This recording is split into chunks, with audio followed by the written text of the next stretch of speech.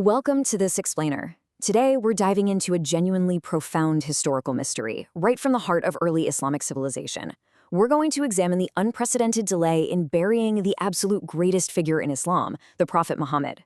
Let's jump straight into the historical sources and the legal precedents to uncover exactly what went down during those fateful days.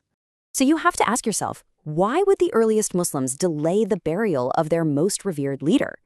If you know anything about standard Islamic practice, you know that immediate burial is, well, it's paramount.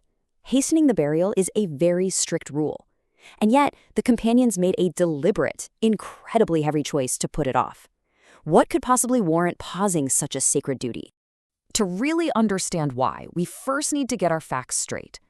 The widely accepted historical record tells us that the Messenger of Allah died on a Monday, but he wasn't actually buried until Tuesday night. That is a delay of roughly 2 days and 2 nights. This wasn't just some oversight or a logistical hiccup. It was a conscious, deliberate decision made by a community right in the middle of a world-shattering event. Section 1. Shock and Denial.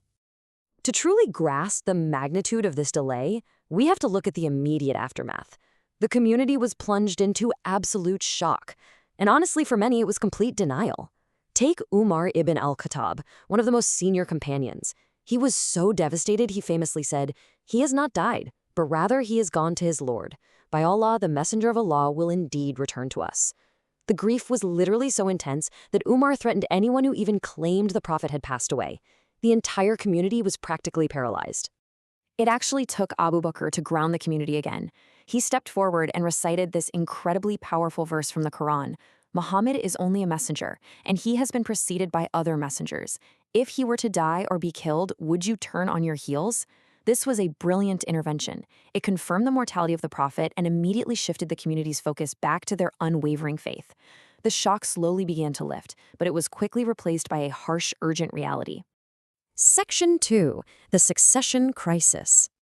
Okay, so once the passing was confirmed, the community recognized an immediate, literal existential threat. The state was suddenly without a head. So instead of preparing for an immediate burial, the next 2 days unfolded at breakneck speed. Monday morning brings the tragedy, but by Monday afternoon, key figures are urgently gathering at the Saqifa. Then, by Tuesday morning, there's a public pledge at the masjid, and it is only on Tuesday night that the burial finally takes place. So what exactly went down on Monday afternoon? Well, the Ansar, the helpers of Medina, urgently gathered in the Saqifa, which was a courtyard belonging to Banu Sa'idah. They were quickly joined by leaders from the Muhajirin, the emigrants, including Abu Bakr and Umar. They all completely understood the immediate danger of leaving the Islamic State without a ruler.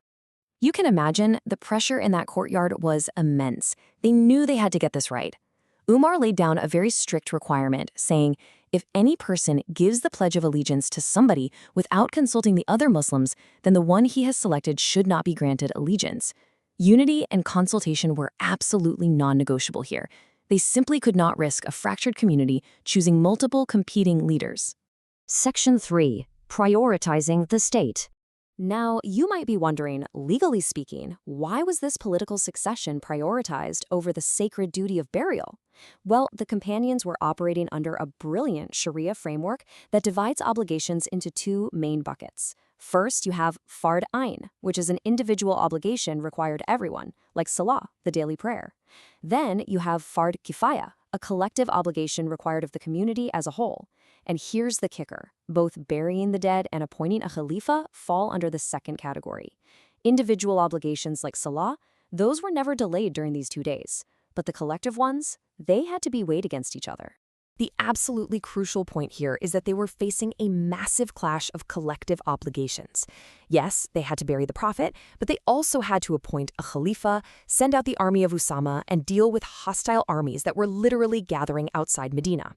Sharia rule prioritizes based on necessity, and appointing a Khalifa took absolute precedence. Why? Because you can't dispatch armies or secure borders without a head of state. It's the foundational piece. Everything else depended on it. Section 4. The Pledge of Allegiance, di Bay'ah. Let's look at how authority was formally and legally transferred over those 2 days. The Khalifa isn't a dictator, right? Authority must be willingly given through a contract. And this happened in a very structured 2-step legal process.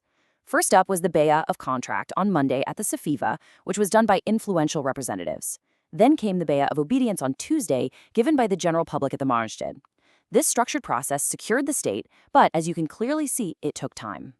Once that political succession was totally secured on Tuesday, the burial preparations finally began. But there's another layer to this. The funeral prayers themselves added to the delay. Because of the Prophet's immense stature, the prayers were not led by just one imam. Instead, massive volumes of Muslims entered in small groups to pray individually. But keep in mind, this specific delay only started after the Bay'ah was fully secured. Section 5. The 3-day limit and legal precedent.